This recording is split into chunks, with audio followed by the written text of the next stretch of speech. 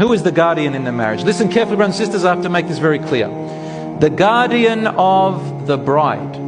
The groom does not need a guardian. He represents himself.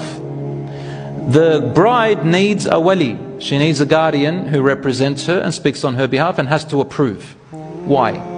Because the person who has to provide, protect and look after in the marriage in the first degree is the husband. So when he comes in, he represents himself because he is the one who's saying it. But he can nominate his father if he likes, or his uncle, or whoever. Because he's the one that's entering into this contract and taking on that responsibility.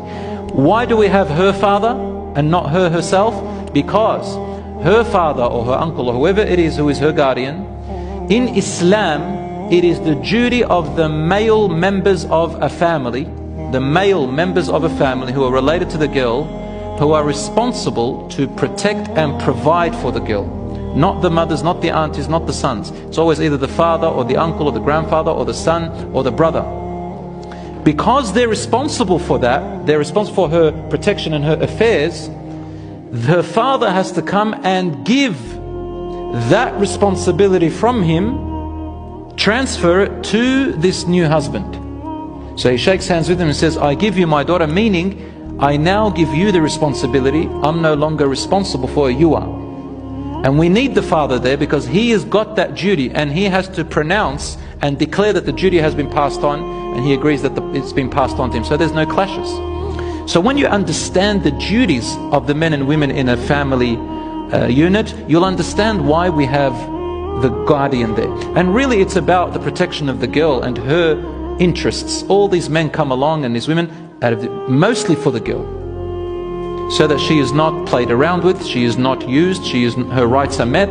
Because in those times, especially a girl who hasn't been married before, her feelings are really up in the air, and so is the boy, right? And so you need a chaperone, you need a guardian who comes in and says, okay, I'm going to think up here while you guys think here. So it's very important in Islam, you'll understand once you understand the family unit. So you need a wali. Now brothers and sisters, the wali it's a ladder.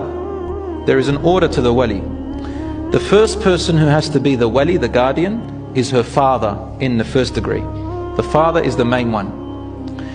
If the father is absent or he's dead, he died for example, passed away, the next one after him is the grandfather, his father, from the father's side. He's the next one responsible in Islam. If the grandfather's not around, if she was married before, it's her son. Her son is the one that represents her affairs and makes sure her rights are met. So basically they make sure their rights are met. When you have a man coming to ask for the daughter, and he has a man in front of him, the language changes, doesn't it? It's like, yes, I'll make it easy, but be careful. So then, if the son is not there, then we take the brother of the girl, who is from the father's side, or her brother who is from her mother and father. If the brother's not there, then the next closest relative from her father's side, so a nephew, a cousin.